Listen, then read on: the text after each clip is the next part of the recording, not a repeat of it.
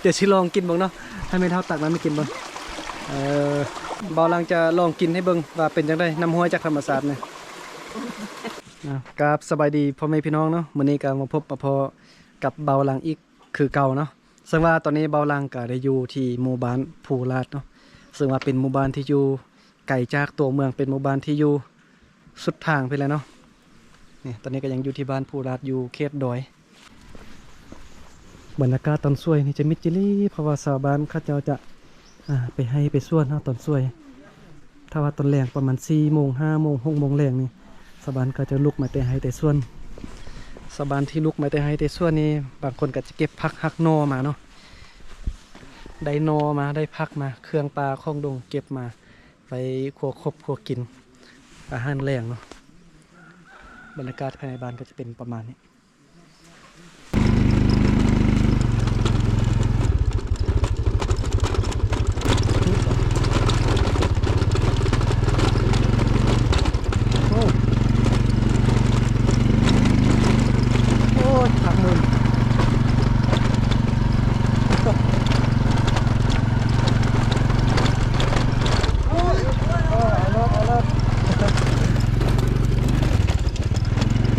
ชาวบ้านกินแล้วให้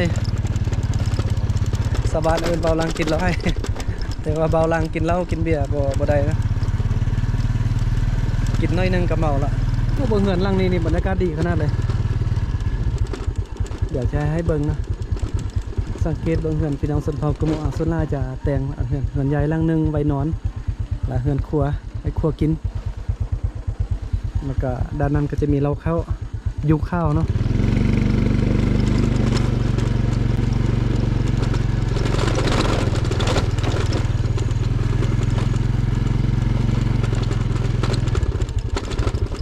ถึงก็จะมีหมู่บ้านคนอีกตึมอยู่เป็นจุดไปเนาะบ้านนันซานบ้านซองก็จะอยู่ดอยเลยเดี๋ยวมาให้เบิ่งเส้นทางนี้จะเป็นเส้นทางไปตักน้ำกินเนาะ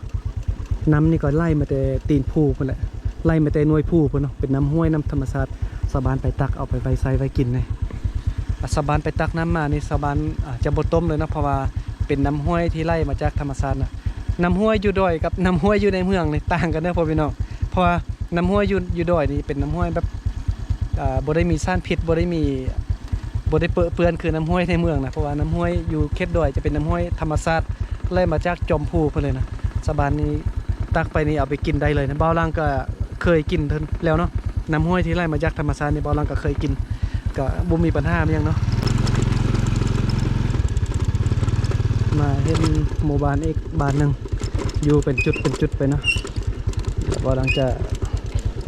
จอดรถไว้นี่ก่อนตอนนี้ก็เป็นเวลาประมาณเนี่ยบูมีสัญญาณเลยตอนนี้เป็นเวลา3 โมงไป27 นาทีบูมีสัญญาณเนาะ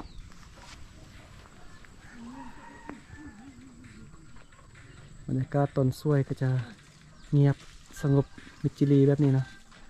ถ้าเป็นตอนแรงก็ทุกสาบานลุกไม่ได้ให้แต่ส่วนนี่เขาจะเอามาเฮ็ดเวียกห่อเวียกเหือนนี่ลายขนาดเลย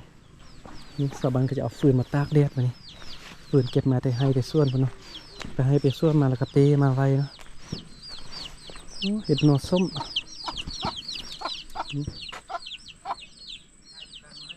หน่อส้มไอ้แตงตอกไปแตงหวดดิไม่เมี่ยงเลยไม่เหี้ยอันนี้เป็นไม้ตอกเนาะเป็นแตงเป็นตอกเป็นดิวแบบนี้แล้วก็เอาไปซ่านเป็นหวดเข้าเป็นแอบเข้าแบบนี้เป็นดงโอ้มาเบิ่งเหือนหลังนี้นี่สบายเลยมีน้ำก๊อกเนี่ยปะเท่าเนาะอันนี้เห็นปะเท่าเด้ปาดเองข้างปะเท่าข้างโมเมนต์นะเหือนหลังได้ที่ว่ามีน้ำก๊อกอยู่ตัวหน้าเหือนแบบนี้สบายเนาะคือตัวอย่างเหือนหลังนี้เนาะน้ำก๊อกอยู่หน้าเหือนแบบนี้สะดวกสบายเลยบ่ได้ไปตักน้ำอยู่ไกลเนาะโอ้สบายเลิศไหมเท่าตักน้ำไล่บ่ยังมีคนบ่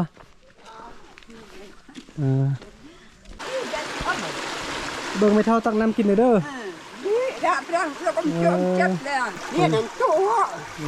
เป็นน้ำออกบ่อบ่เนี่ย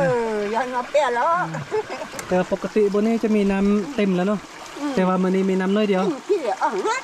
อันนี้เป็นน้ำมันออกมาจากบ่อนะจะมาตักบนนี้ไปกิน ส่วนน้ำนี่บ่กินเนาะน้ำห้วยไร่บนนี้นะ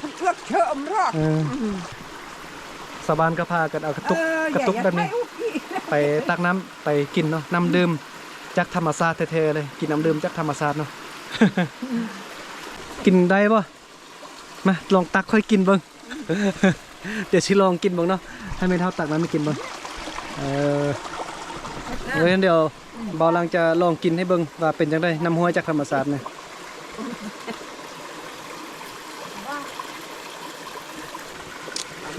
เย็นคือกับน้ำเซอยู่ในตู้เย็นเลย กินตื่มแซ่บไม่เท่าแซ่บพิสูจน์ว่ากินได้แท้ๆเนาะ บอลังกินให้เบิ่งเลยเพราะว่าน้ำห้วยอยู่ธรรมชาติกับน้ำห้วยในเมืองบ่ได้คือกันอีกอย่างกับน้ำห้วยบนนี้ก็เป็นน้ำห้วยที่ออกบ่อเนาะบ่ได้มาตักเอาน้ำห้วยแบบนี้เลย คันบ่ได้กินน้ำก็แปลว่ามาบ่ฮอดบ้านนี่เถื่อ ได้กินน้ำแปลว่าฮอดบ้านเลยเนาะกลับกันเด้อน้ำมีน้อยเนาะเดือนก่อนที่เบาลังมาน้ำบักหลายๆสบานพากันมาตักน้ำเนี่ย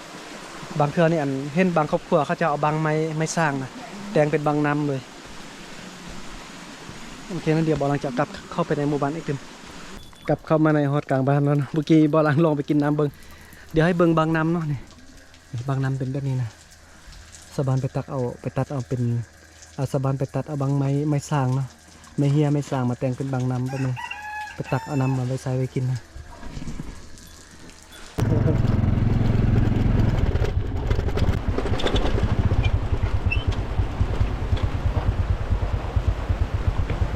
ตอนนี้ขี่รถข้ามขั้วนี้ไป มาช่วงฤดูฝนนี่น้ำใหญ่นะขั้วจะคาดไปหมดนะถ้าว่าบุมีขั้วนี่ข้ามทางข้ามน้ำบ่ได้เลยยุ่งยากขนาดนั้นเนาะ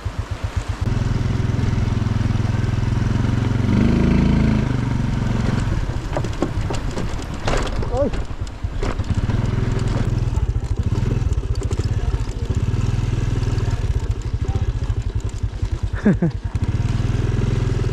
พอดีมาฮอดบ้านเนี่ยแล้วก็พอดีเห็นชาวบ้าน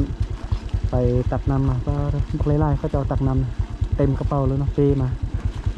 เส้นทางเส้นนี้นะเป็นเส้นทางที่ไปตักน้ำกินนะก็เป็นน้ำห้วยน้ำธรรมชาติที่คือที่หมู่บ้านที่เบาลังได้ไปถ่ายคลิปมาเมื่อกี้เนาะไปตักน้ำห้วยน้ำธรรมชาตินะซึ่งแต่ละบ้านก็จะมีบนตักน้ำเนาะแต่ละจุดนะตักน้ำไปไว้ใช้ไว้กินโอเคนะตอนนี้ก็ขี่รถเข้ามาฮอดกลางหมู่บ้านอีกหมู่บ้านหนึ่งแต่ว่าหมู่บ้านนี้ก็เป็นหมู่บ้านที่กว้างใหญ่เนาะหมู่บ้านนี้ก็ค่อนข้างที่จะเริ่มพัฒนาเริ่มมีการเจริญขึ้นไล่แล้วตามที่เบาหลังสังเกตเบิ่งแต่ละหลังเฮือนก็เป็นเฮือนที่เป็นเฮือนไม้แป้นเฮือนหลังค่อนข้างใหญ่มีรถมีอาชีพนะส่วนไล่ชาวบ้านนี้ก็เฮ็ดให้เข้าเฮ็ดให้สลีเนาะมีรายได้จากการปลูกพืชเลี้ยงสัตว์แบบนี้นะมีอาชีพมีรายได้ที่มั่นคงมีรถใหญ่ที่เนาะมีเงินใหญ่ลังใหญ่อยู่